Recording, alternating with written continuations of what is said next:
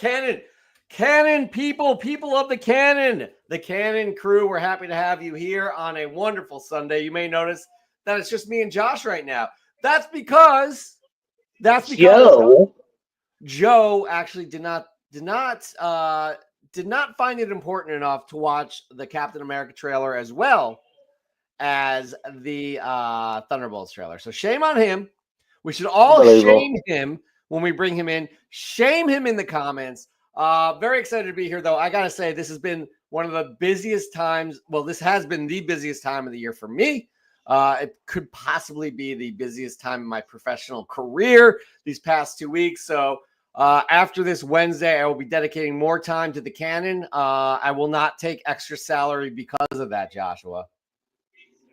I will not. I thought we were doing this for free. I haven't gotten my salary yet. Oh, let's bring well, speaking of Joe, let's bring him right in. No, Joe. Oh. Hey, buddy. Oh, just decided to pull me in, huh? Well, they're talking salary, and now I'm like, you know what? We don't have time for that conversation right now. So, but did you catch up on your assignments? I did. I did watch the trailer for Captain America and Thunderbolts during the theme song and a little bit of the pre-show. So I'm ready to go.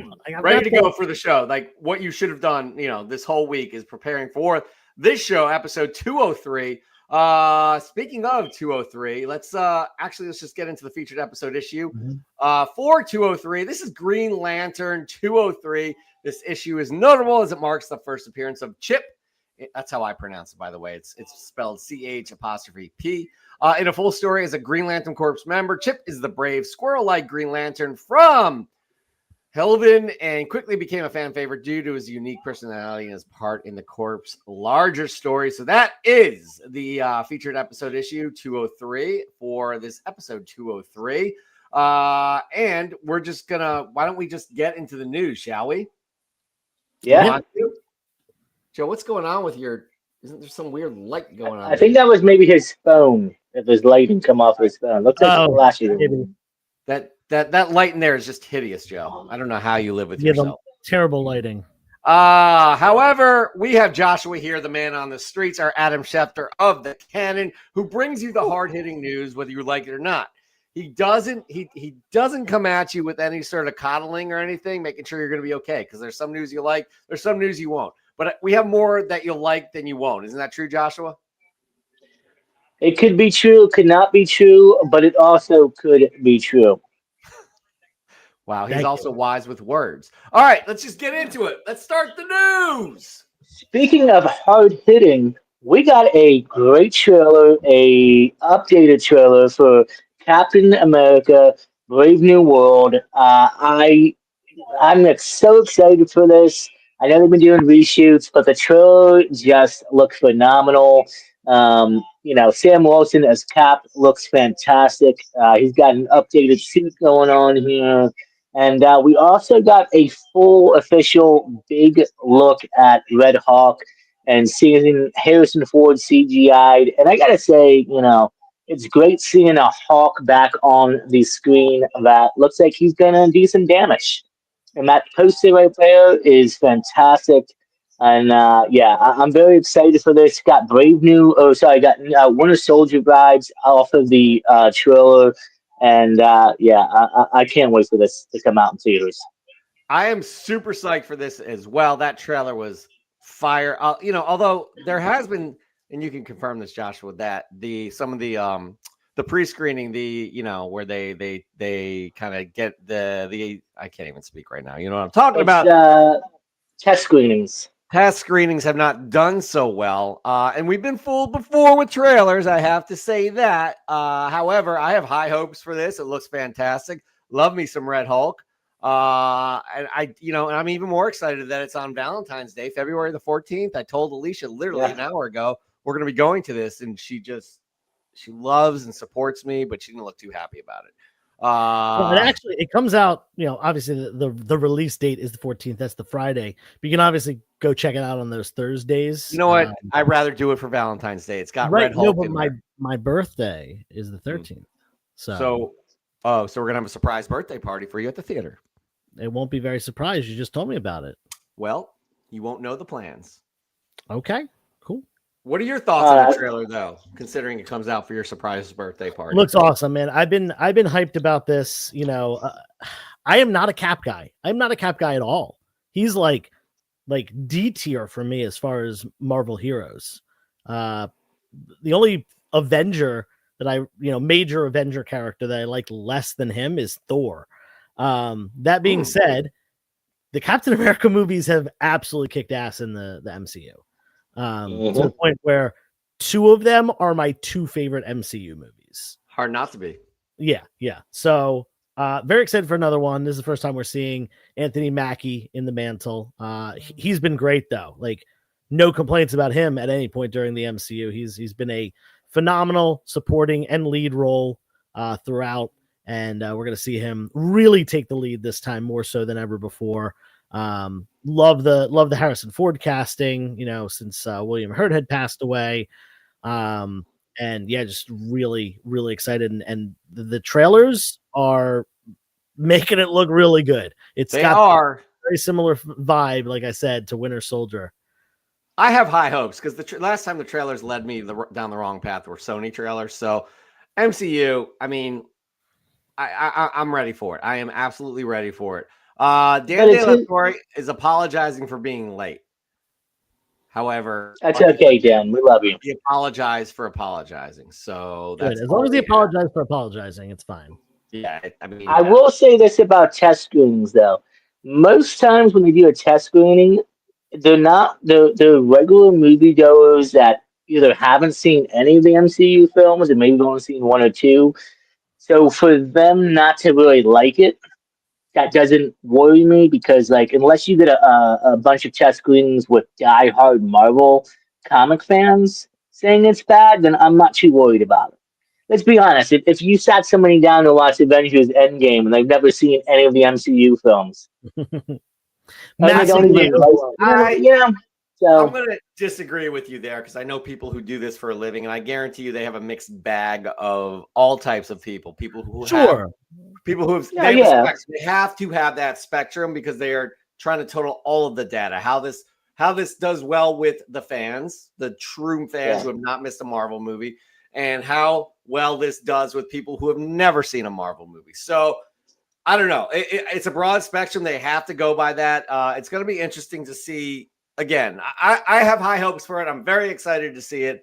I think majority of the people in the chat are, but let us know your thoughts if you are excited to see it because we want to hear from you, the fine people, you, the Canon crew. There was also some other footage that was released this week. Joshua, what do we have? Yeah, I tell you what, man, this film, when I heard about it being made, I was like, I don't think we really need this team. I don't think anybody really cares. But I'm going to tell you something. The first trailer got me. One person does. All right, maybe one person out of like 1 billion people in the world. I mean, your arch nemesis. We want to see you guys duel. But anyways, that's a whole other thing. Anyways, keep going, please. But anyway, so the second trailer release for Thunderbolts, and I've got to tell you, man, this thing looks great. It looks like it's got the comedy right. It's got the action right. We got Bucky coming back, and he is being, the Winter Soldier that we know from the Winter Soldier. A lot of team players coming from different parts of the MCU. The Red Guardian is back. I can't wait to see that. We also have Black Widow's sister coming back. We have Ghost. We have Taskmaster, which we'll see how that runs out. But we also have probably the most important team member to ever show up. The leader and probably the future of the Avengers, Bob. The future, the leader of the Avengers? Come on, get out of here. Well, I mean, the future leader of the Avengers, Bob. Yeah. Okay, that's possible. Bob the janitor. He's gonna be like the new butler. He's gonna be like Alfred or janitor. If you guys have never read The Sentry, please do. Like the first introduction of The Sentry, it's done so well to bring this character into Marvel lore because he's always been there, is all I'll say with that. It's really cool how they do it, and I really like that series. You know what else was interesting that I caught, and I don't know if this is a spoiler for a trailer, but what's her face from Seinfeld? She plays Louise Dreyfus. Yeah. Yeah. She makes mention of the space when you see her first time. It's Avengers Tower. She bought it. I didn't know that. Like, I just caught that in there, and finally, again, I've been very busy, so please don't hold Everybody thought speculated on that someone was going to buy it. Was it going to be Reed Richards, and that was going to be Fantastic Four? But it seems like it's Contessa here. Originally, people thought it was Kingpin, but I mean, yeah. By the way, let's just pause for a moment. How about our Go Birds beating the Dallas Cowboys, just destroying them? It's always a good day. Go back, Jeff. Did that say the movie's going to get $4.2? Is that what it said? Billion. We're talking about the billion. Yeah. We interrupted our ears, Josh. Yeah, but we only got one person who's going to show up and see the movie, probably. I mean, it's like, what, maybe $17 or something? I'm going to show up, so that's at least 2. Joe will probably as well. So that's I'll tell you what. I will try to get discounted tickets and show up for this. You'll go if you get a free ticket. Otherwise, you're just probably definitely for it to come out. Yeah. Hold up a second. I just remembered something, and this is just really funny. We went to see The Flash when The Flash came out. We got like an early admission thing, and there was a row that said influencers. Like it had a sign on it that said influencers, and I was like, Mike, let's just go sit down there, see what happens. And me and Mike went and sat there, and someone else was with us. Me, Mike, and someone else. I can't remember. Oh no, it was one of my buddies who's not a big comic guy, but he's into the movies, and we just sat in those round. No one ever said anything. Oh my god, that's hilarious. Hopefully, Josh will be actually escorted in. He needs that escort because people all know who he is. So sure. But he has no desire to go see it. But anyways, I'm excited to see it. I know Nori Jordan is and Joe as well. I bet you there's a ton of other people here in the chat who are. So please let us know. Again, moving on, some Kevin Feige. Kevin Feige saying some interesting things here that we all want to hear. Yeah, so at Marvel's D23 in Brazil, Kevin pretty much confirmed that Miles Morales is coming to the MCU. He said we're not going to see his live debut until after Spider-Man Beyond the Spider-Verse, which I think maybe is coming out next year or the year after. I'm not sure there's an actual release date yet, but yeah, he pretty much confirmed that Miles will be in the MCU. Which is pretty much expected, I guess, at this point. Obviously we had Peter, and then, the next step would be to introduce another, younger supporting cast member. And it'll be cool to see happen because, like Joe said, some of us grew up with Peter. There's a new generation out there that maybe not even into the films that will possibly get into the films. And, you get to see a new generation show up in the MCU, so that's totally cool, and I'm looking forward to that. The cool thing about Miles is he's not an offshoot of Peter Parker. He's completely different, but obviously they have similar powers. They were both bitten by a radioactive bug, but he's somebody who's completely different. That's related to differently, and I love the character of Miles. I love how Miles has brought in this new kind of infuse new fans into this medium, and it's only great for all of us. And once we see him on the big screen too, like in live action, can't wait. It's going to be great. It's a no-brainer. You're going to bring Miles in, obviously with the success of the Spider-Verse. Yeah. So Joe, you probably have more thoughts. Yeah, in my opinion, Miles is too woke. But Miles, phenomenal character. It's the majority of characters that have kind of been, a new mantle. A lot of them have not caught on. There have been a fair number that have caught on. Laura Kinney is a prime example. Spider-Gwen, she was like the 5th, 6th Spider-Girl, maybe the 7th if you include like Aranya and some other ones. But yeah, Miles as a different, a different universe's Spider-Man. Um, just so good. He has been so good. They've developed the character very well. He has a lot of similarities to Peter, but also a lot of differences to Peter. And that's kind of what makes him really perfect. You know, a tried and true character that has been reimagined.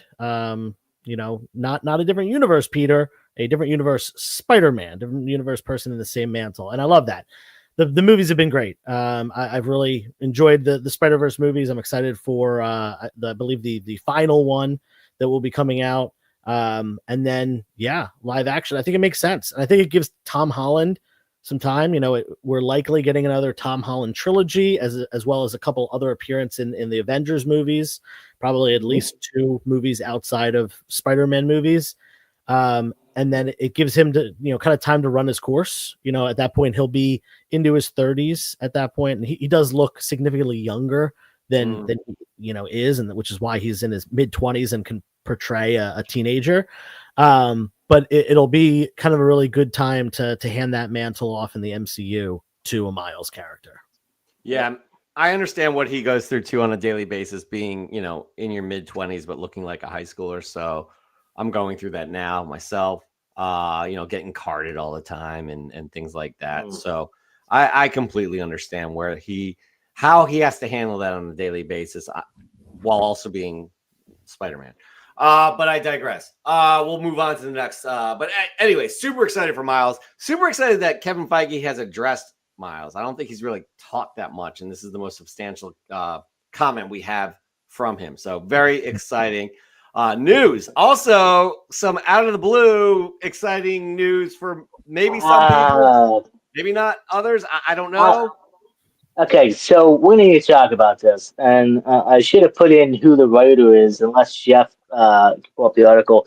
Star Wars episodes 10 through 12 are reportedly in development in a new trilogy.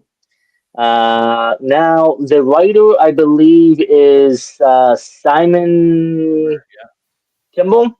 Yep, Kimberg. And the man previously did Dark Phoenix, one of the worst adaptions in comic history, and he has some other bad, I think, films, comic films, and I'm not too excited for this. And honestly, the way how the last episode ended, like I don't see what's the point. Skywalkers are pretty much gone. You know, you have Rey Skywalker, who's not even a Skywalker. You don't have any of the family around anymore. I had no idea what Disney is doing anymore, and I don't think they know either. So we're gonna have to see what happens with this, man. But I'm a huge Star Wars fan, and I'm gonna tell you something. I'm not looking forward to seeing this train wreck because the other trilogy that we just had was, you know, Force Awakens was decent.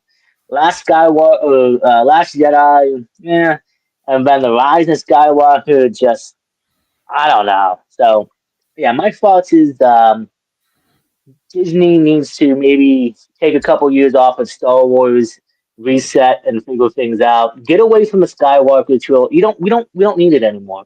It's done. You know, there's other different things that they can do. So that's my thoughts on that.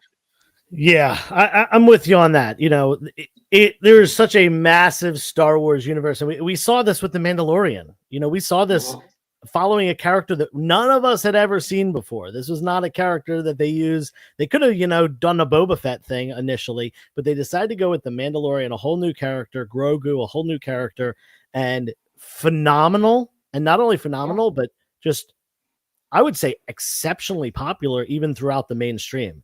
Like, you know, the whole Baby Yoda craze was a real thing. Oh, yeah. As for Simon Kinberg, I took a real close look at his filmography, and I noticed something.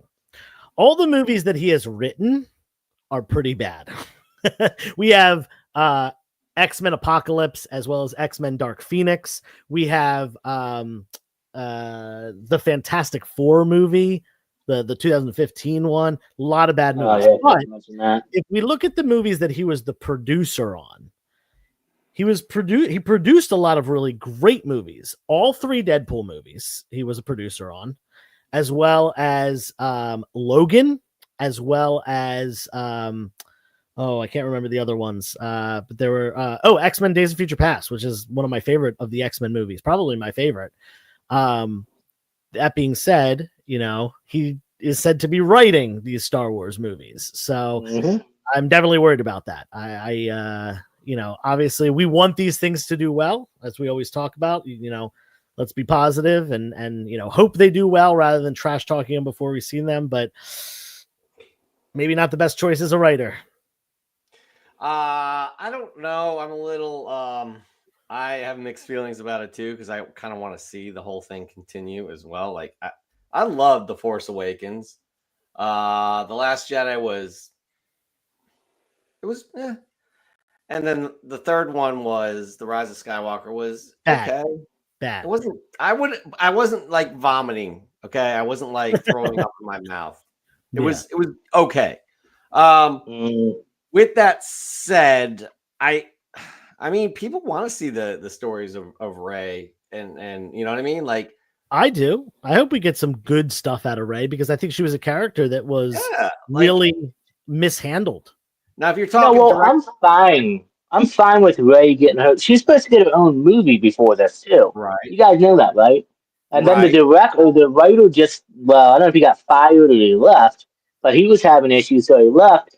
I'm okay with Rey getting her own movies and spinning off and doing her own thing, but the Skywalker saga is over.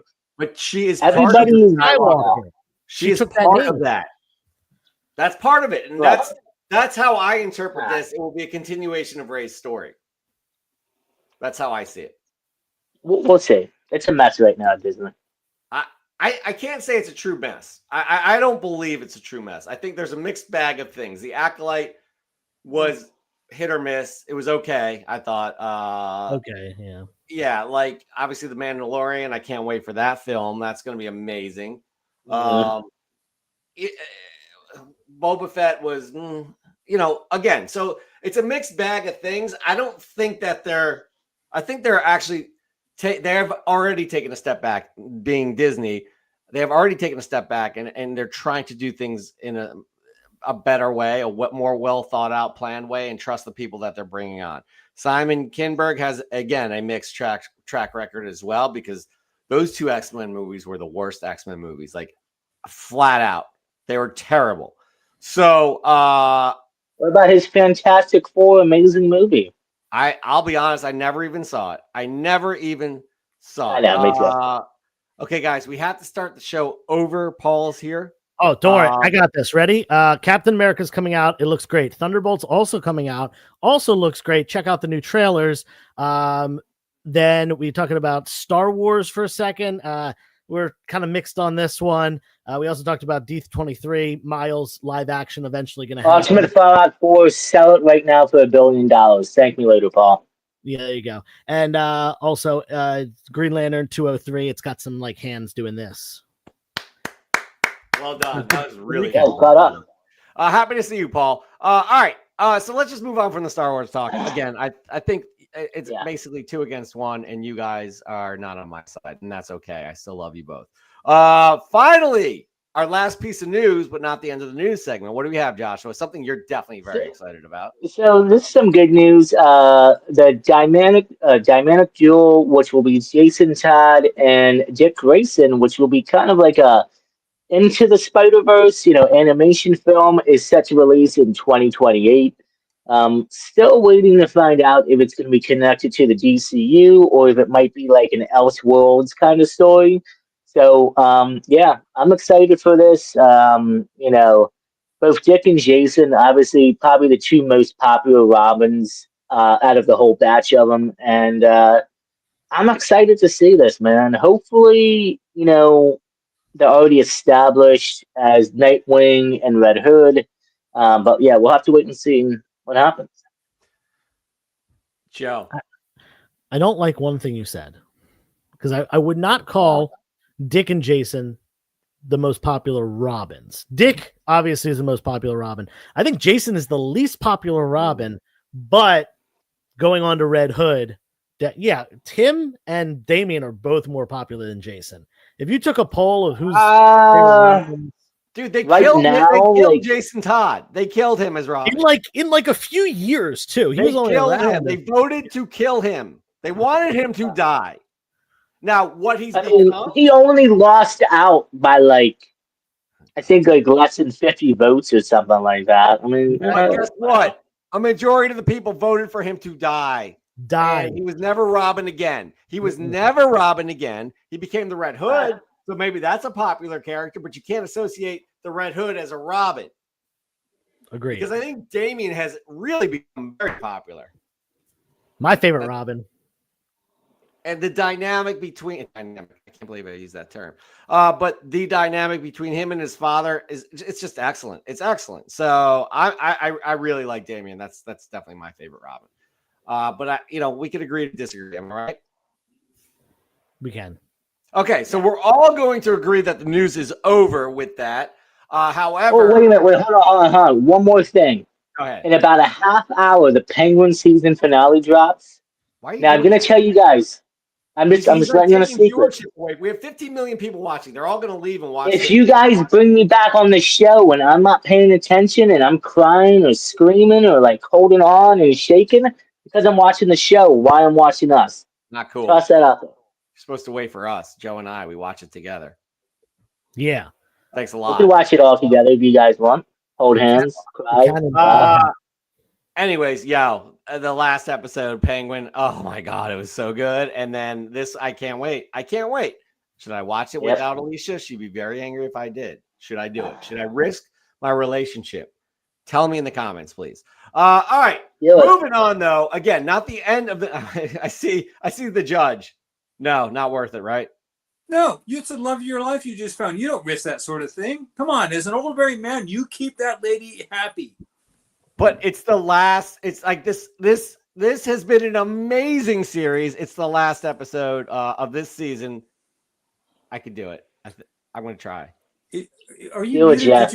Did you not hear me? I mean, again, don't roll the dice on this, my brother. Listen, nobody's the boss of me. I do what I want. Sorry, Dan.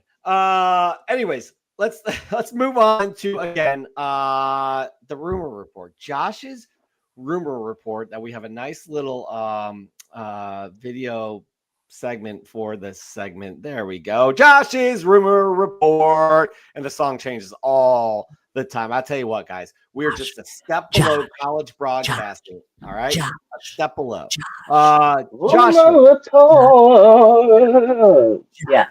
Josh.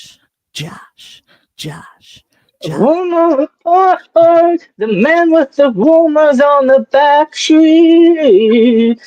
Josh. Dan De La Torre. All right, sorry. That was outstanding. That was really good, guys. We never that is all spontaneous. We are improvisational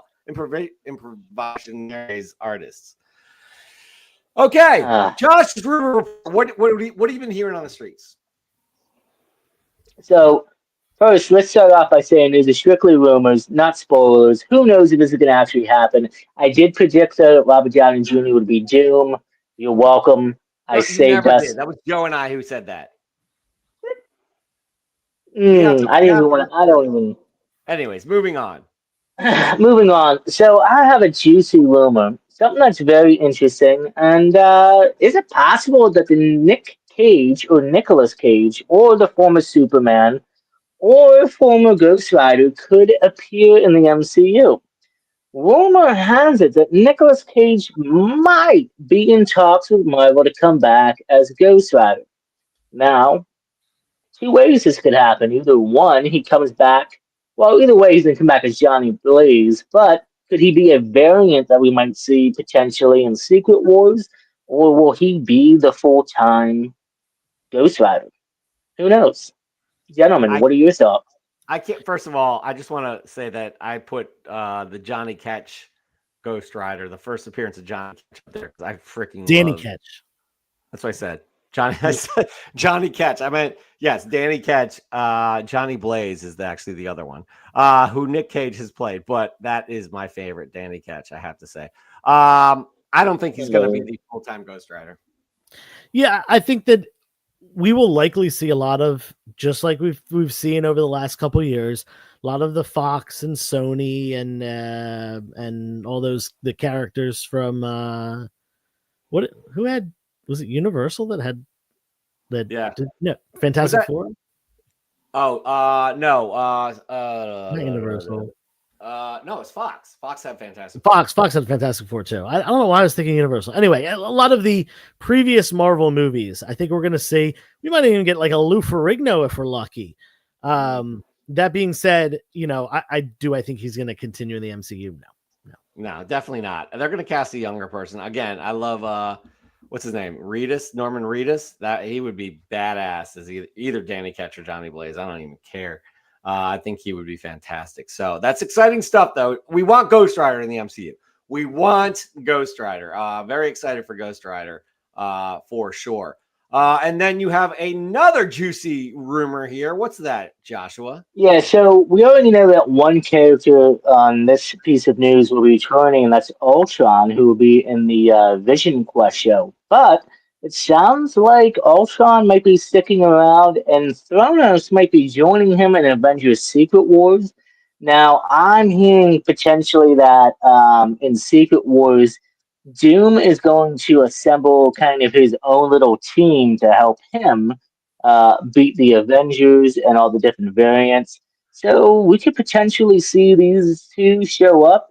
And there was actually recently a picture where the Russo brothers, Robert Downey Jr., and Josh Brolin, who plays the Thanos, were all together at I think, a basketball or a baseball game together or something like that. And, that puts some fuel into the fire. So I honestly would like to.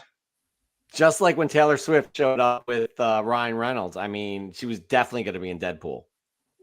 I'm gonna tell you this though. I would love to see them do the classic panel where Thronos, is talking smack to Doom, and Doom just snaps his spine right out of his body. That'd be pretty dope. I would like to see. I mean, that way you establish him as like the ultimate baddie. Okay, yeah, no, I agreed. Doom is gonna. He's going to be badass. I think they're going to knock it out the park. I really, really do. I have nothing substantial to that'll back that up, but I'm very excited myself. All these haters can just be haters. Haterade. Speaking of haters, guess who's showing up right now? Should I tell her that I'm going to watch The Penguin without her? Everybody says don't do it in the chat. Don't do it. Okay. I love you. Are you hurting? She's interrupting the whole show. I'm sorry, everybody. The whole show. She does not want to be on camera. Joe is so angry right now. He spit his coffee So out. angry. All right. So right there, that was Josh's rumor report. We're gonna have more next week. Josh is always hitting the phones, the phones in the street, and all of the rumors, and he has all of them. Right, Joe? Yeah. And Josh, I think give us a little sign off here. Let us know. Say goodbye to the people. I just want. Cool. Sounds good. I don't know why I'm laughing so hard, but when things like that happen, it's so funny. Moving on. Everybody, get your questions in for Ask Joe. We're going to have a live one from the judge. We already have one question so far teed up. It's going to be kind of a lighter show. Again, this has been the busiest time of the year for me. I have been absolutely insane. We're going to have a more substantial show that you can cut through with a knife. This week, it's kind of like a soggy napkin, right? Similar to a soggy napkin, yes. Yeah, for sure. But with that said, get your Ask Joe questions in now while we say hello to these fine people. Josh needs a jingle for his room report. I think we can make that happen pretty easily. I mean, we kind of already have one. It's not official yet because he's asking for a crazy amount of money. He's a comic book we love and trust, and he spills the tea for us. It's Josh's Rumor Report. We make a ton of money, right? We make a ton of money on the canon, but we cannot afford what Caleb is asking us. But we will one day have a official Josh's Rumor Report music. We also have, the man Caleb who's saying hello to Raising Elm. We got Bond. Paul Bond. We got the Judge Dan De La Torre. You already saw him. We got Spud Comics. I like this. Don't steal Josh's Thunderbolts. That's actually Nori Jordan's Thunderbolts. Let's be honest. He kind of owns them in the chat. Who else do we have? We got Nuke's Comic.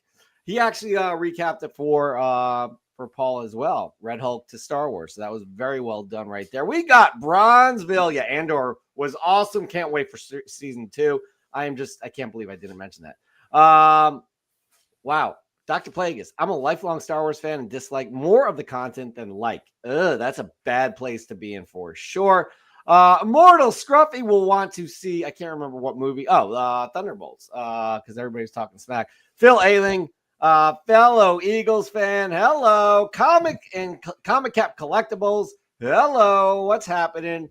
Hello. All. Who else do we have? Nori Jordan is in the house. We got Raw Dog Comics, who is absolutely excited for the Hulk as well. D&T Comics and Collectibles in the house. Your wife is here. How does she say that? Here. Oh, okay. That's how. Okay. I figured it was something like that. And who else? That's it. That's a wonderful group of people that we have here. All right. How about we just get right into it? Josh is giving you props, by the way, in the chat, saying that was really good. Here we go. Let's do this segment that we call Ask Joe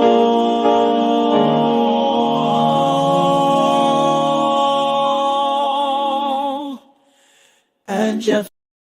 And Jeff. That's me. All right. First question is from Caleb Leland, actually. This is a good one, Joe. Very good. What do you think about the future of CGC after the recent layoff?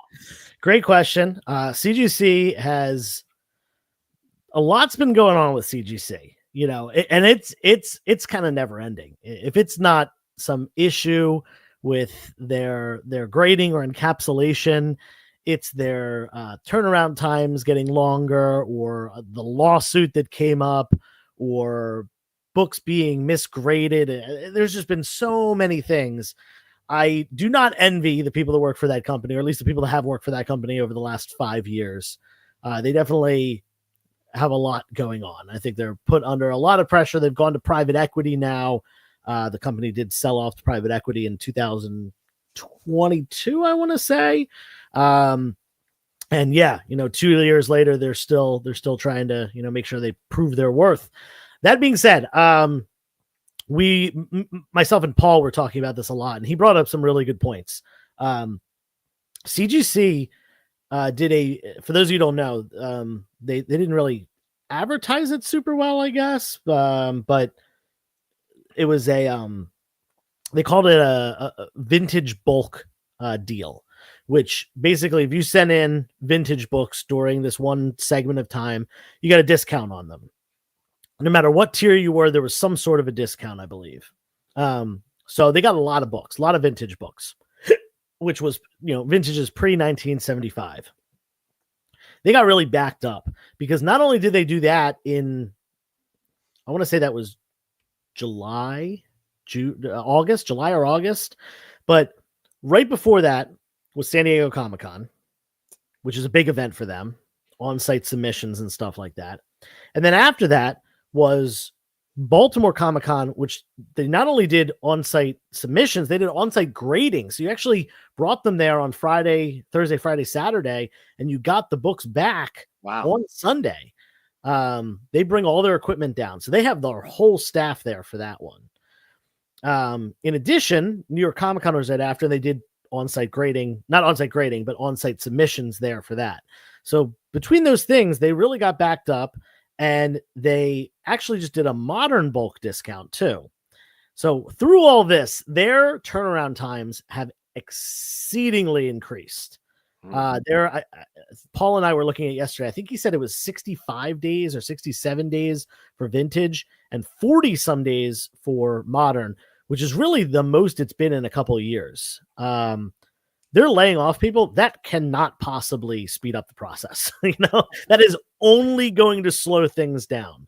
And maybe they're thinking, okay, con season is over.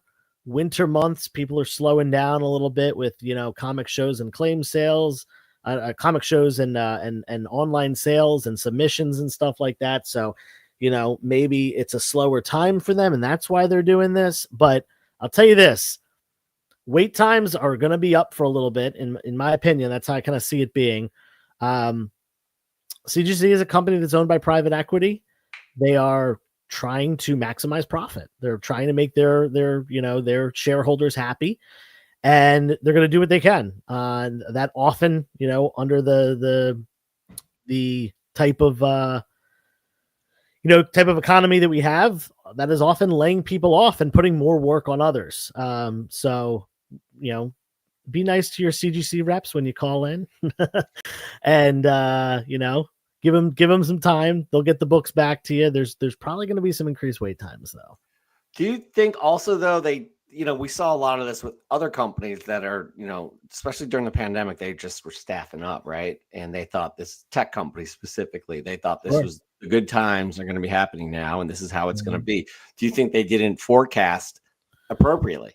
Well, CGC, I know for a fact, they said this, that they hired a crap ton of people, during that comic boom. Yeah. They had to. They had to be able to, have people to receive those books, check them in, the graders to grade the books, customer service for all the people calling in, and of course shippers and stuff like that. I'm sure there's plenty of other roles at CGC as well. That being said, there's always other options out there. CGC is really, they've taken the crown. They've had it for, the whole time, essentially. There's other options. EGS, go check. If you want a quick turnaround time as well as custom labels, you do have other options out there, especially if you are a collector yourself, and want to have some cool things to display. But yeah, I mean, CGC's had a lot of problems over the years. We'll just end it right here. We'll tie this up in a knot. I doubt they're laying off graders and more support roles. They had a lot of payouts recently, and the quickest way to cut expenses is by cutting non-essential personnel like support and and that's one of the things we moderators probably like middle management. Got it. Okay.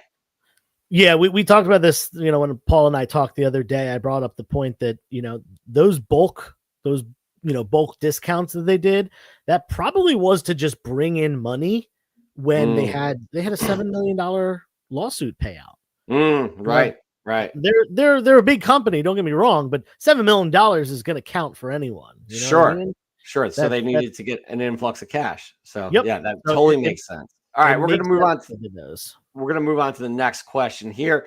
Ask Joe and Jeff as well. Why did you hurt my feelings by cutting me off? My peeps are upset in the chat. Can you refer specifically who your peeps are? Because we don't know anything about that. Well, hold on. I got Josh. I'm really sorry, man. I know I cut you off, but you're a good guy. You're always allowed to address the audience here. I know you're gonna. I was waiting for it. It's so good. All right.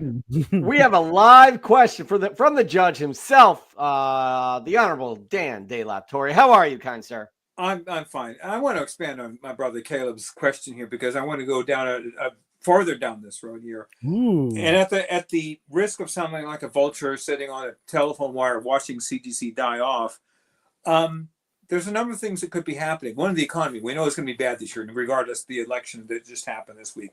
And all companies have to be on the lookout for that. So there's going to be layoffs across the board. But keep in mind, though, this is not just any company. This is a company that has been bought out by a company called Blackstone, a large hedge funds company that they have assets well over $1 trillion. My point is that I'm not saying this is the death knell. This is the end of CGC, but it could be a bad sign that we're heading towards that point because this company, Blackstone, has a very solid reputation of getting into companies, milking everything that they can out of them, and then throwing out the husk off to the side. If this continues, and this is a very big trend for all we collectors, because even I, who don't use CGC, I'm still kind of tied to CGC in one form or another as a collector. Yeah. If Blackstone gets to a point, because they have a very small threshold of patience. Once the money starts running out, they're going to say, hey, we don't need you, because they've got other interests elsewhere in other companies. They may say sooner than most people think, hey, you know what, guys, we went as far as we can here. You guys are on your own. I don't know how that separation or collapse will be. I guess the question is, Joe, and I need to ask, I've asked this before, but I'll ask it again because this may be a little closer than we have been. What does a comic book world look without CGC? Someone is going to take that spot. You know, if CGC does in fact fall off as the top grading company, some other company is going to take their place, whether it's, you know, CBCS, EGS, or, you know, hopefully PGX. That would be awesome. Just kidding. You know, someone is going to take the top spot. Someone is going to get the majority of the business. That's just the way it is. There's no perfect world where it's evenly split between, you know, 3 or 4 or 5 companies. Someone is going to have the top spot. Someone's slabs are going to be the ones that, you know, sell at the highest market value. Now, I think it would be great for the community if things were a little bit more evened out as far as, you know, what books sell for in, you know, because CGCs sell for more than CBCS, which sells for more than PGX, and EGS is there's not a ton of sales to go by, but I would think that EGS would probably be around CBCS. I would think that they would kind of be that, definitely better than, you know, PGX, but they're not going to command that top dollar like CGC does right now. Do you think somebody would take over? I mean, that's a kind of an unfair question because we don't know how that's all going to separate out if Blackstone does leave. Do you think someone would buy that company out? Do they have enough to maintain themselves, or will it be divided among CBCS, you know, EGS and whatever? I can't imagine a world where CGC just up and disappears. I can't imagine that happening. Most of the time, companies will spin off when they're owned by private equity or they're owned by you know, a conglomerate company or something like that. They will spin off and they'll just go back to being their own company like they were before. Now, in doing so, they're going to take a major hit. That is, you know, typically always what happens. You know, it's going to be for a reason too. You know, it's not going to be because they're doing really well and now they're going to break off and be their own company. It's going to be because Blackstone doesn't want them anymore for one reason or another, or they're not doing well. You know, that simply could, you know, there could be too many issues, you know, too many lawsuits, whatever it may be. So I don't think they cease to exist, at least not in the short term there. You know, certainly long term they could get overtaken. But, you know, we as a community, we, you know, support companies with your wallet. You know, if you like CGC's product or EGS's product, or we've had Crafty Comics, great company on here as well. If you support those companies, support them with your wallet. You know, you're not doing any good giving money to companies like PGX that clearly are just not cutting it at all. So yeah, I mean, I think that they could definitely eventually, you know, come down as the kings, but they won't disappear. That's for sure. Can't see that happening at all. They are ingrained. They are the ones that kind of took the reins, and especially the heightened intensity of grading comic books during the pandemic has kind of lightened since then. So it's going to be interesting to see, just in general, this whole market share. So the Honorable Dan De La Torre will join us a little bit later for Fresh from the Comic Shop. We'll see you then, sir. All right, moving on. We have some more questions here. Here we go. Oh, this is tough. Ask Joe, do you feel good about making a 5-year-old cry because you wouldn't wave? What? Do you feel good about making a 5-year-old cry because you wouldn't wave? Do you feel good about that, Joe? I wouldn't wave. All right, we're going to come back to that question. He must have at some point asked me to wave for a son, so I don't know. Maybe he's, hi, Brixton. How you doing, buddy? I'm a little upset with you right now. I'm about to cry too. You didn't wave to Brixton either. Did you wave to Brixton?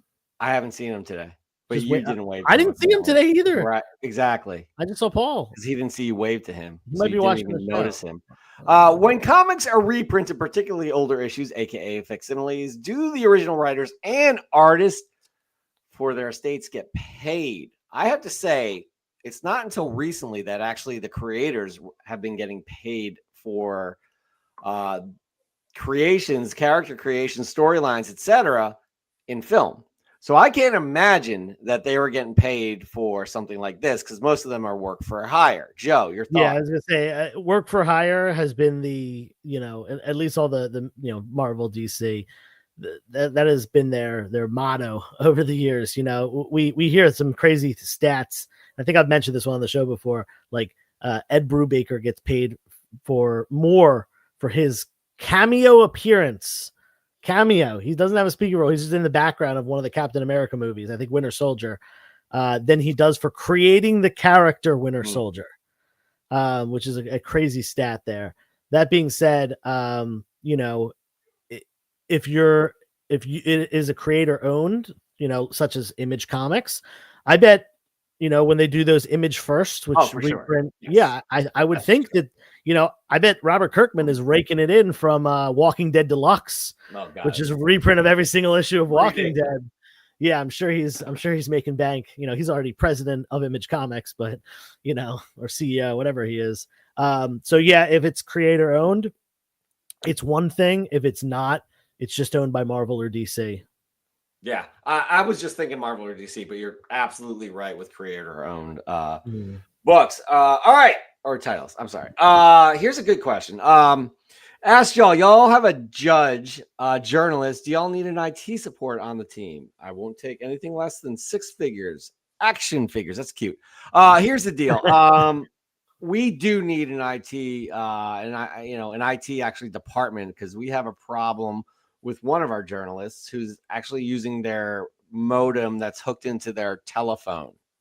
That's this man right here. Yep, you, Joshua. So please just briefly explain that you actually do need IT support. And I will say, Justin, that we'll take you for 6 figures because we were paying the last guy 7. So go ahead, Joshua. I got this one right here. All right. I don't know what he's zipping his lip. But yeah, so send us your resume, any sort of recommendations you can get from any peers, coworkers, managers. We would love to hear from them. All right. Moving on, we got the Immortal Scruffy. Ask Joe and Jeff, what comic book storylines do you think people should read and maybe turn into a movie or a series? God, I feel like there's so many. Yeah, here's the thing.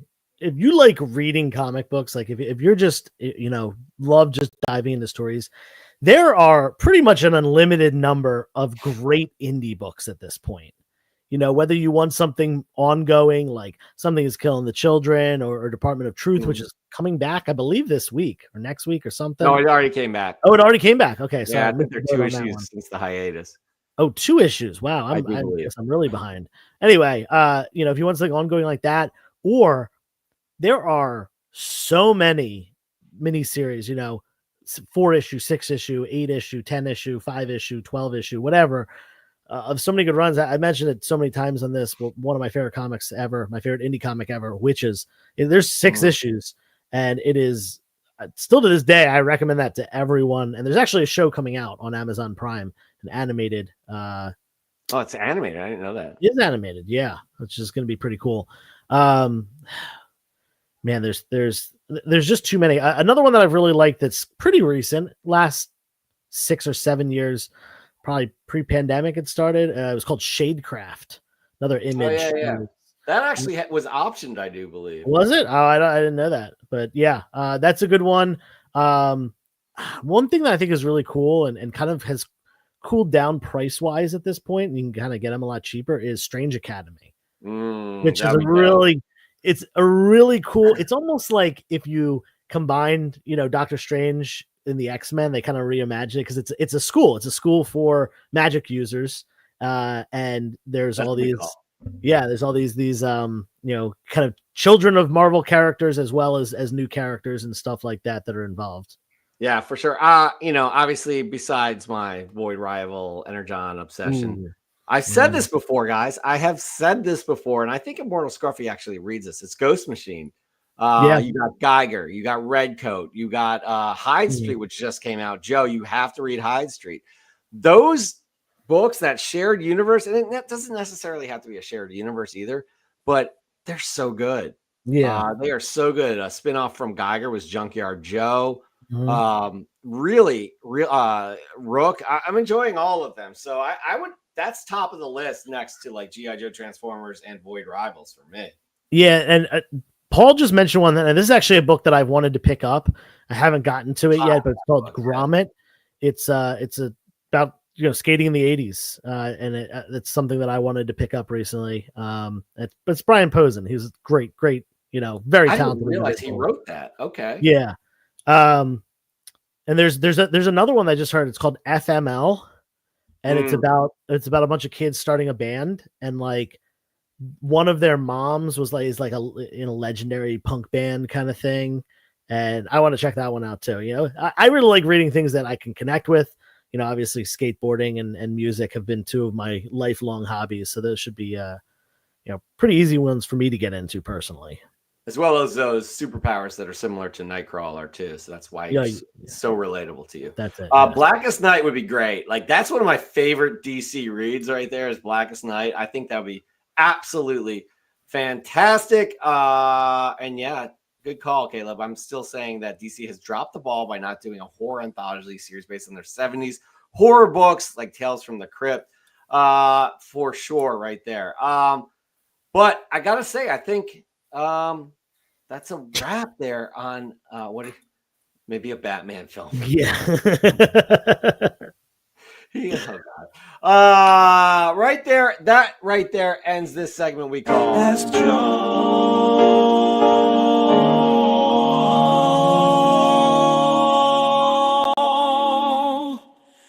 and Jeff. Okay, so and me. So right there again, we're moving on.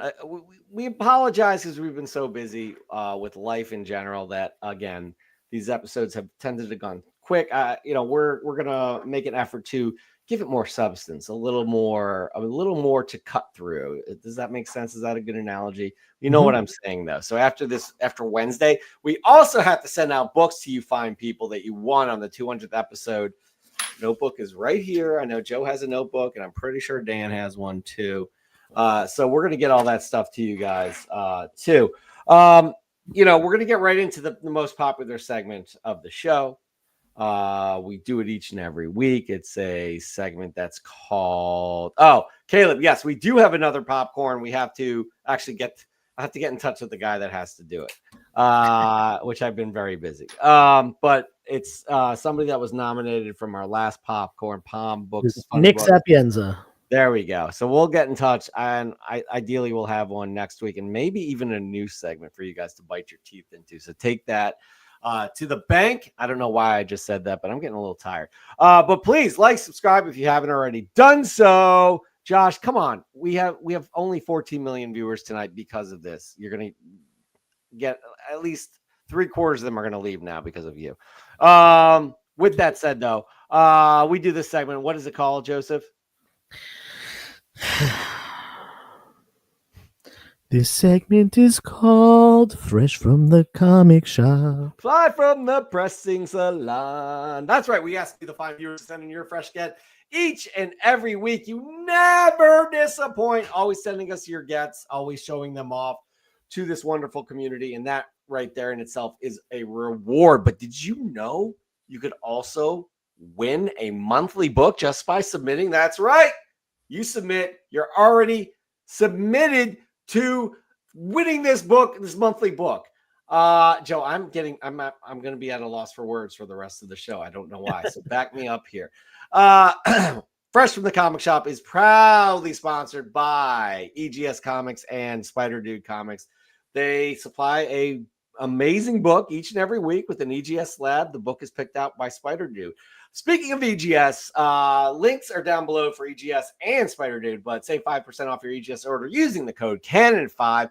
Optional custom labels, free graders notes, fast turnaround times. If y'all don't know EGS, they are doing something completely different than all of the other grading companies because they create these gorgeous books that look like this October book that we were giving away last month. And we do have some news, Joseph. We have some news. We have an October winner. Okay. Woo. So we had the semifinals, which was Goonish Lurker versus Mark Leneker, and Goonish Lurker took it home. Both of these books are quite similar, Spirit World and Shock Suspense Stories. So then we ratcheted up Goonish versus Spud Comics in the finals, and the winner that takes home this beautiful Miss Minutes variant of the Immortal Thor #1 in a 9.8 with a custom label will be Goonish Lurker, edging out Spud's Comics with that Batman coloring book. It looks fantastic. Well done, Goonish. Well done, Spud. But Goonish, you are taking home the Miss Minutes variant. So well done, everybody. Well done. Let's get these books in for November because it's another, what do the kids say? Banger? Do they say banger? Oh, it's honestly, every month we have one, and I'm like, oh, this might be the best one of the year. And I feel like Tony tops himself every month. Tony from EGS and our guys over at Spider Dude Comics, just they pair so well together. Yeah, they really do. Again, look at that custom label. This is the Ryan Stegman Extreme Venomverse #1 variant. Really cool cover. Colors are gorgeous. So, yeah, let's get it going. Let's get it going. We're going to have somebody that moves on to the semifinals tonight that will go against last week's semifinalist. And with that said, we have 3 pieces of criteria we ask. When you submit, just think about it if you're serious about winning a book. Am I right, Joe? You are right. The first one is take a well-composed shot. Give it a nice depth of field. Light it. Please light it. Don't shoot it in a dark and dingy attic. Lighting is so important. You don't want to look like your Buffalo Bill in the basement or anything. No. I think there was a comment about your lighting recently that somebody did say that to you, and it's just very mean. But it's very silly. It is very silly. But no, seriously, take a well-composed shot. Get creative with that shot. Have that shot relate to the comic book in some way. Somebody who does a great job of that is Raising Hell. Pay attention, everybody. The second piece of criteria, Joseph. Second piece of criteria is we want to see something that is unique. Now, unique does not necessarily mean it needs to be $30,000. Doesn't have to be. No, it doesn't. It could be if you want it to be, but it could be something that is, just something we haven't seen before. Maybe a more obscure indie book, something from the golden age that's been lost to time, something with original art or a signature or something unique about the book, such as a Mark Jewelers insert, a double cover, or some sort of a printing error. That's right. And finally, pull at our heartstrings. Give us a story. Why is this book important to you? How does it relate to your collecting journey, et cetera, et cetera? Give it some sentimental value. Pull us in with that story and make us cry. Just as a reminder, we have Fresh from the Comic Shop t-shirts in the link below, but also Mike Hags won January, Dr. Plagueis won February, Mons Comics won March, April, Nukes won April, and in August, Raising Elm won. Oh, snap. I missed May. This is all out of order. Kaboom won May. Super Crispy won June, and July was Jordan Norrie, and August was Raising Elm, with Goonish winning October. Oh, wait. I didn't say September. Wow. C to the G won September. We've already been through the book of the month. Let's just show you all again. So we don't have many submissions this week, and it's very, very curious. It's like you guys don't want to win these amazing EGS books, and I just don't know why. But less competition for you all, just letting you know. So we're going to go through this super quick. Are you okay with that, Joseph? I'll allow it. Okay, thank you very much. We have Nukes Comics, who is not eligible, but this is a nice book right here. Fresh from the Comic Shop, Fantastic Four #70. I recently had the opportunity to explore some Texas back roads with my son. We followed winding roads around Hill County on our way to Fort Cavazos for a bike race. On our way, we stopped by America's Heroes Comics in Killeen, Texas. That's where, after some backbinning, we found this book. Not only is it his favorite title, it was in great shape and at a good price. We could not pass it up. Here's some more road trips and comic shop stops. Good stuff indeed. I love those random stops into like stores that you've never seen before. You just get on Google, say comic book shop near me, and you find places that you can pick up things like this. So well done there. Joseph, I know you have a fresh get. I've got a couple fresh gets. I've got some really cool books. Let's start with this one. This is actually I was talking to Lexi right before this show, and I said this fresh from the comic shop. The three that I'm bringing to the table are the most Joe Fasano fresh from the comic shops ever, because it's just three things that like are the main three things that I collect. First up, we got a Crow book. This is excuse me. This is the Crow #1 from Image Comics. This is the Todd McFarlane variant cover. This is actually one of the few Crow books that I don't have that I really wanted. This actually might have been the last one that I really need out of the ones that I want. I have this book already that's not the McFarlane variant, but Paul, aka Brixco Comics, just got the complete run, 10 issues from Image. And I actually we did a massive trade today, and I'll show off some of those books later in the week that I traded for, but this was part of that. And this does complete really the stuff that I want for my Crow collection as far as the books. But yeah, Todd McFarlane doing the Crow, pretty cool. That's really, what a beautiful cover. And Great congratulations on acquiring that. We have some breaking news, not even kidding, Joe. We're going to bring on our Adam Schefter of the Canon. Oh. Breaking news right now. What's happening? I've never done a break. I'm sorry. I had to do it one more time. Go ahead. Breaking news. I just breaking news alert. A about 10-second clip for Peacemaker season 2 just dropped. You got to see some of the gang in action, and you got to see Rick Flag Sr. as well. So yeah, pretty cool. Very exciting. Check it out. We will check it out. After canon. After canon. Not leave right now. Yeah. Because if you leave right now, I promise you, I'm gonna put gas. Do not want him to be that could be incriminating right there in a court of law. It could be. Yeah, so we cannot let him continue to talk. All right, moving on. We have Union Josh Comics. It's a super villain brawl. Where are you? There we go. Union Josh right here. Union Josh is eligible. Super villain team up #7. This is the UK Pence variant. First cover appearance of the Shroud. Grab this book on Tuesday for fresh from the comic shop. While it's a minor key in not the best condition, it did come with a little bonus. When I was rebagging and boarding, I opened the book and found a thin piece of paper with a print of the cover on it. The paper absorbed the color from the cover and left this amazing black and white cover. And who doesn't love a Dr. Doom cover? Now, that is a nice bonus. That is very cool right there. I've never seen that happen. Have you, Josh? I'm Joe, not Josh. That's a cool book. I actually think that book is pretty underrated. The Shroud's a really cool character, and that book can be had for just a few bucks. That's that really cool cover as well. But again, seeing that how it just imprinted itself on the paper, very cool. All right, I'm gonna just go through three of mine quickly. They're all new books. One is a continuation. It's The Ultimates #6. Hello, The Ultimates #6. This one I'm excited to read. I have not read Absolute Wonder Woman, so I have to read that, and now Absolute Superman. Very excited to read that. Hearing a lot of good things about that. And Joe, you'll like this. I know you're a fan of this. This is the first appearance of Kahori. Probably the first one from, the first Marvel Animation original character making it to comic books. So that's very exciting right there. I had to pick that one up for sure. All right.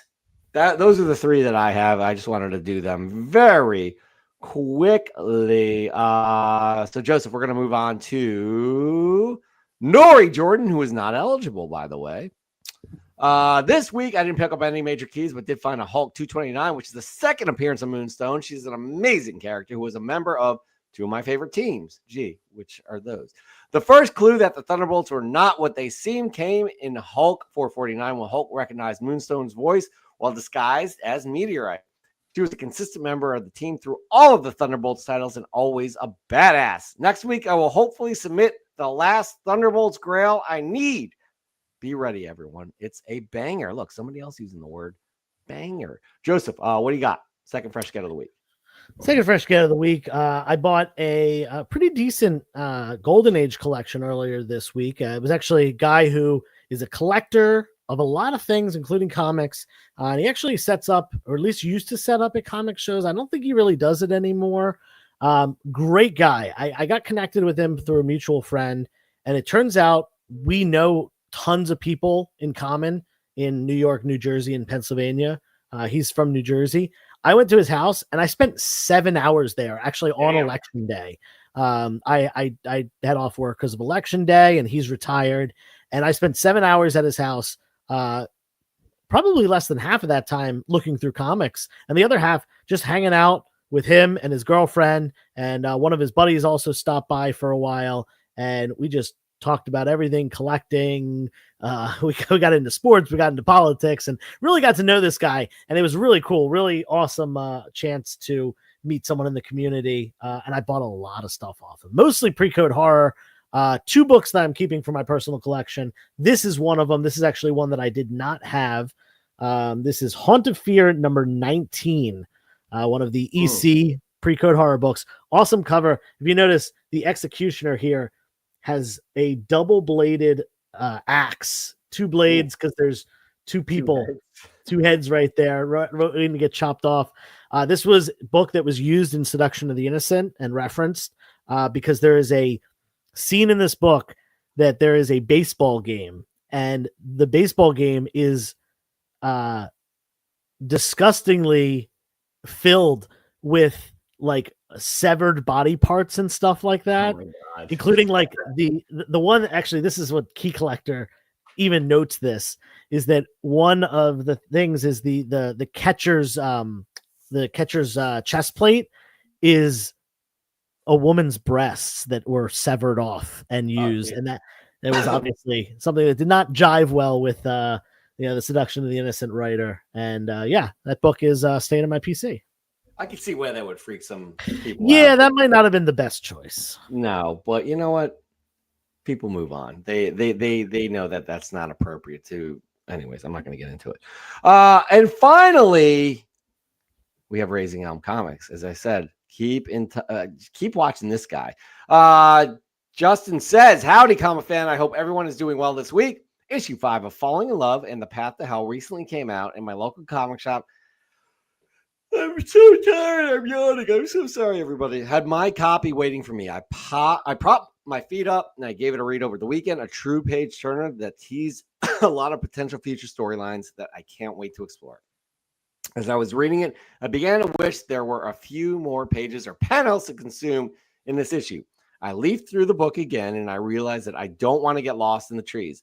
Honestly, I can't complain at all because they dedicated a few more pages to the letters that other fans and readers sent in instead. I got to focus on the bigger picture.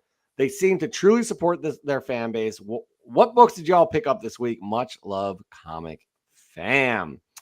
All right, that right there ends our submissions. We only had 4 this week. Wow. Shocking. And only 1 was eligible. Wait, hold on. I have to do my last fresh get. Oh, I am so sorry. Judge, It's okay. Please forgive me. Joseph. Yeah, so this is actually my favorite one. This was just such a good, so lucky that I found this. I was at South Jersey Comic Con today. It's one that happens a couple times a year down in Swedesboro, New Jersey, right across the bridge from Philadelphia. And I always go down to it. It's hosted by a guy named Bill Bede, who owns a store in South Jersey called Frankenstein Comics. Go check it out if you're ever in the area. He mostly has stores. He's got a couple of just individual sellers and stuff, but it's mostly stores. One of the stores there, Comic Universe, great guys that run that place. They actually just took it over maybe somewhere between 1 and 2 years ago. They mostly deal with modern stuff. They're mostly, a new issue store, but they get, back issues and collections and stuff. And they don't often have slabs, but they did have some slabs this time. And I walked up and I had the show had probably been open for a good half an hour, 45 minutes already when I finally saw this. And I'm glad it didn't get snagged before I got there, because this is one that I needed for my collection. Batman number 32. And check the grade out on that. Woo! A 7.0. This book is from 1945-46. It's the December 45, January 46 issue, because they came out bi-monthly back then. Great cover with the Cavalier on the front. Who did this cover? Dick Sprang cover. Joker appearance in this issue. Origin of Robin. And that's actually, I just assumed that was the Cavalier on the front. It actually says up here, appearance by D'Artagnan from the Three Musketeers. Oh, So wow. that's D'Artagnan on the front. I just totally assumed that was the Cavalier because it looks like him. Hilarious. That is And a great book, Joe. Another banger, as we say. Oh, yeah. Or just Nori Jordan and I. Judge, please enter. We are all here in your chamber. We only have one that is eligible to win. I don't know if you'd like to speak upon, as to why we're not getting a lot of submissions these days. But your authority is something that people take seriously and respect. So if you want to just kind of lay down the law, be like, it's mandatory to send in your fresh gets. I'm not going to put pressure on people. I mean, we've had a lot of winners, so a lot of people are not eligible. And by the way, as a quick aside, was it Nukes Comics that was the one that was eligible? No. Union Josh right Union here. Josh. Okay, bring up Nukes Comics, his fresh get for the week. To bring me back up, I just happened to get the same thing. The same week. Did you? Just by idle coincidence. Yeah, shout out Comic Ozzy on his whatnot. I bought from a lot of people, including him. Here it is right here. So such a great cover. It is a great cover. In fact, I don't think I've ever owned this book. This is my first one. Yeah, first one I've ever owned on this. And there's so many I haven't owned. I don't know everything about comics, and I'm still learning. And that's the fun of it. That's the fun about being, a collector. But regarding, I don't know what to say regarding the lack of submissions here. Maybe we can talk backstage or whatever. Who knows? But maybe people are sick of it. And if they're sick of Fresh from the Comic Shop, that's fine. I don't think they are. Oh, well, let us know in the chat. Yeah. Let us know. We can always do something else. We can figure out something else to do. We can send moldy cheese to everybody. Like, you know what I mean? Like, I like the moldy cheese thing. Yeah, the moldy cheese is okay. Yeah. I like blue cheese. So Union Josh, you are moving on to the semifinals. You'll go to battle this week. And we'll see who emerges victorious in that. Let's bring in our Adam Schefter as well. We're going to be ending the show a little bit early tonight. Again, it's been a long week for me, guys. I'm being blatantly honest. It's my fault. We have not gotten to the winners from the episode 200. I'm burnt. I'm crashing. I'm telling you right now, it has been a long week that will finally end, or long few weeks that will finally end on Wednesday with a big project I've been working on. So yeah, I'll have some more time to get to this, set up the basement again, actually my studio, and then that's when the fun starts. So I appreciate everybody's patience. I love our audience. I love all you people. That's all I got to say. And I just wanted to explain that and tell everybody that we'll be getting to those prizes soon. Joshua. I don't know if I want to say anything. I feel like I'm just going to be cut off again. I just want to say, great show, and I'm really surprised we're ending. This might be the earliest end time for any episode in canon history, at least to my knowledge. But just let people know about the show. Try to get more people out there to submit for Fresh from the Comic Shop, and keep tuning in every week. It's going to be fun. We're ramping up into the new year. I'm sure a lot of new news and rumors are going to be popping up. And I love all three of my co-hosts and our judge. And that's it. Dan, you take the next one. How about it? These are three great people. This is why I'm on this show. I'm on a number of shows, including Spine Ticks, and I always call you guys out. So again, just watch for me on Saturday evenings on Spine Ticks Lives. But I always look forward to this show because everyone's different. That's what I love about the show. It's a different take on things. There's no judgments here. We have a lot of fun. And it's also fun seeing Josh being cut off mid sentence. That's what I'd live for. But I'm kidding, Josh. I'm kidding. So. It's all in good fun. He knows that. And Joseph. Oh, me, my Yes, time. sir. Yeah, cool stuff. I mean, the year's kind of winding down. We're in that weird period where, things kind of go to the holidays. We've got Thanksgiving coming up. We just had Halloween and got a lot going on over the next couple months. Shout out to my dad. He actually got married yesterday, 2 days ago, rather. His long-term girlfriend. They've been together for 15 years. I lived with her. She moved into my dad's house when I was still living there. So nothing's really changed, just legal status. But yeah, they just got married. We had a nice little family reception, and then did a lunch, and then had a dinner yesterday evening as well, with her kids, which is great. But yeah, it's kind of that time of the year where things slow down in the hobbies, and focus more on family and friends and stuff like that. I know I have excuse me, not just my family Thanksgiving stuff, but my friends and we do a Friendsgiving every year as well. Something I'm definitely looking forward to. Yeah, I let them get married. I did, because I was the one that did witness and sign the paperwork to not officiate, but make it official. But yeah, obviously the hobby's always going to be here.